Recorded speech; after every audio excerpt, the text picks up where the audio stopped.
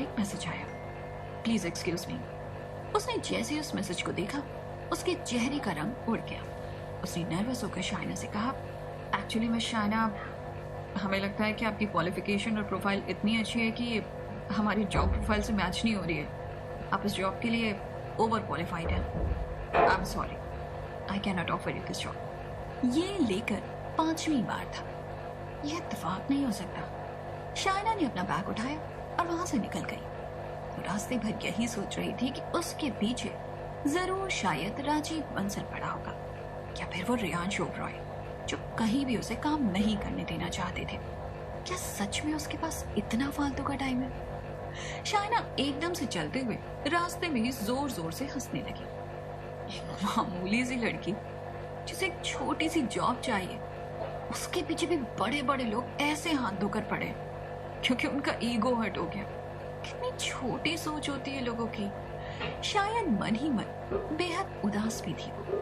उसने ठहर कर आसमान की तरफ देखा, गहरी सांस लेकर थोड़ी देर यूं ही खड़ी रही। उसने पहले भी ऐसे हालात देखे थे। वो दोबारा से इस परेशानी से निकल सकती थी। उसने खुद को मोटिवेट किया और फिर से उसी एनर्जी के साथ काम ढूंढने लगी। एक हफ्ता फिर से बीत गया। शायद उसने खुद को ओवर एस्टिमेट किया था, या फिर रियांश ओबरॉय के पावर को अंडर एस्टिमेट किया था। शहर में एक भी कंपनी शाइना को हायर नहीं करना चाहती थी। शाइना थकी हारी अपना गम भुलाने के लिए एक बियर बार में बैठी शराब पिए जा रही थी। लाइट म्यूजिक में उसके मन में चल रहा गुस्सा और भी ज्यादा उबाल मारने लगा। कई सारे ग्लास टिका लेने के बाद भी वो रुक नहीं रही थी। उसकी नशीली आंखें बार में बैठे कुछ लोगों का ध्यान आकर्षित कर रही थी। वो उस आदमी की तरफ ध्यान ही नहीं दे रही थी जो उसके बगल में बैठकर उससे बात करने की कोशिश कर रहा था। उसे बस इसी बात की तकलीफ थी कि उसने अपनी प्रॉब्लम्स फेस करने के लिए जिंदगी में कभी भी शराब का सहारा नहीं लिया था।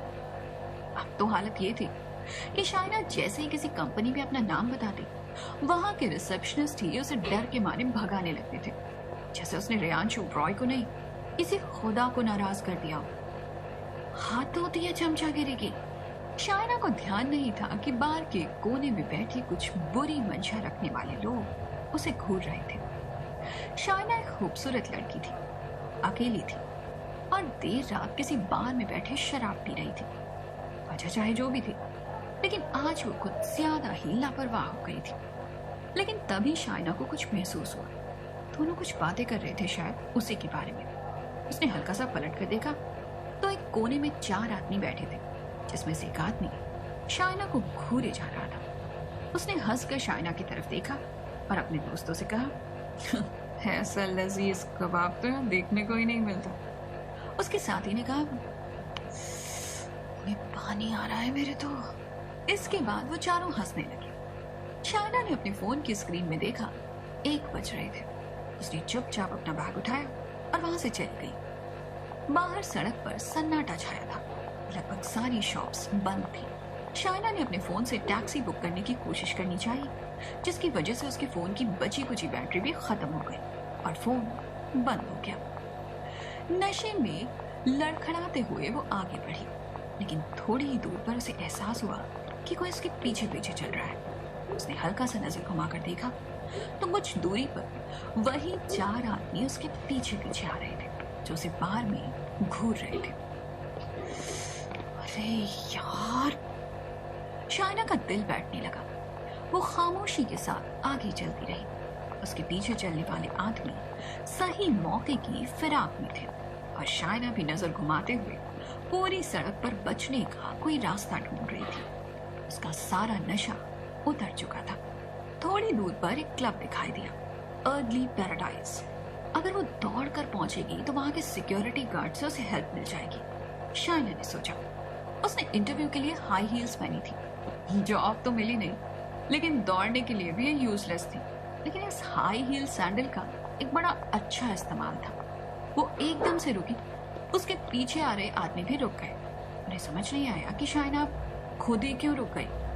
शाइना ने अपनी हील्स निकाली और उन चारों में से एक आदमी को दे मारा। अरे पागल लड़की! उस आदमी को शाइना की दिलेरी पर यकीन नहीं हुआ। एक तो अकेली, नशे में धुत, ऊपर से इतनी हिम्मत। अरे भैया, जुत्ती फेंक के मारा पागल ने, उसके चमचे ने कहा। लेकिन तब तक शाइना दौड़ पड़ी। अरे पकड़ो उसको। चारों ही शाइना के पीछे दौड़े।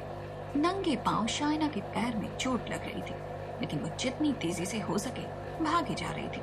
उसे पता था कि भागने में वो शायद उन आदमियों को मात ना दे पाए, लेकिन इतनी दूर तो पहुंच ही जाएगी जहां से उसकी चिल्लाहट उस क्लब के सिक्योरिटी गार्ड तक पहुंच जाए। लेकिन अफसोस, उन आदमियों ने उसे पहले ही पकड़ लिया। शाइना ने अपना पूरा जोर लगाया और उन आदमियों से गुत्थम गुत्था करने लगी, लेकिन उनमें से एक ने शाइना का बाल खींचा और दूसरे ने जोर से थप्पड़ मारा। शाइना की गाल पर उस आदमी की उंगलियों की छाप छूट गई। उन्हें लगा था कि शाइना रो पड़ेगी और दया की भीख मांगेगी, लेकिन उसके मुंह से आह तक नहीं निकली, बल्कि वो उतना ही जोर लगाकर उनका विरोध कर रही थी। वो लोग शाइना का मुंह बंद करके उसका कपड़ा फाड़ने लगे। शाइना ने उस आदमी के चेहरे पर अपने पंजे से वार किया। उस आदमी के चेहरे पर नाखून से छिल जाने के निशान पड़ गए। स्टूपिड लड़की! उसने शाइना को दोबारा एक उल्टे हाथ का चाटा मारा। उस आदमी के हाथ में इतनी ताकत थी कि शाइना सीधा दीवार से जा लड़ी। उसकी आंखों के सामने अंधेरा छा गया। शाइना का सर घूमने लगा और वो जमीन पर गिर गई। उसे ठीक से कुछ दिखाई देना बंद हो गया था, लेकिन उसने उन आदमियों के अलावा किसी की आवाज सुनी। तुम्हारी इतनी हिम्मत! उसके बाद जो शाइना को सुनाई दिया वो सिर्फ मारपीट की ही आवाज थी। किसी के कचरेदान से टकराकर गिरने की आवाज, किसी के जमीन पर गिरने की आवाज। शाइना आंखें खोलकर देखने की कोशिश कर रही थी। ये सुपर हीरो की तरह उसे बचाने के लिए अचानक से कौन आ गया? वो सारे आदमी जमीन पर गिरे दर्द से कराह रहे थे और शाइना को अपने ऊपर एक आदमी की धुंधली सी परछाई दिखाई पड़ी। उस आदमी ने झुककर शाइना को संभालते हुए उठाया। तब तक शाइना को नींद आ चुकी थी। सुनसान सड़क पर एक कार चली जा रही थी। कार के अंदर शाइना गहरी नींद में सोई थी। रेयांश ओबरॉय के पैर को उसने तकिया बना लिया था। रेयांश ने उन बदमाशों को मारने के बाद शाइना को बैक सीट पर बिठाने की सोची थी, लेकिन कहीं शाइना उल्टी ना कर दे, इस दहशत से उसने आगे की सीट पर शाइना को बिठा दिया। उसे क्या पता था कि लड़की पूरा ऐसी होगी।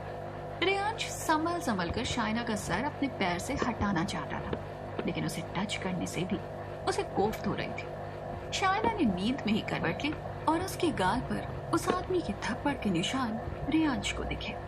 उसके चेहरे का भाव घृणा से उदासी में बदल गया।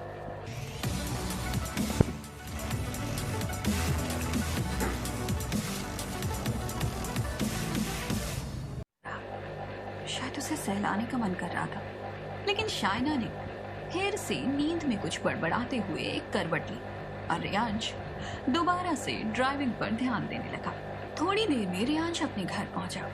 ये एक बहुत बड़ा विला था जिसमें वो अकेला ही रहता था, सिवाय मिसेस इमली की, जो इस पूरे विला की देखभाल करती थी। 60 साल की मिसेस इमली ने रेयांश को कभी किसी लड़की को अपने साथ घर लाते नहीं देखा था, वो भी इस तरह अपने कंधे पर लादकर। उनके लिए तो ये शॉकिंग था।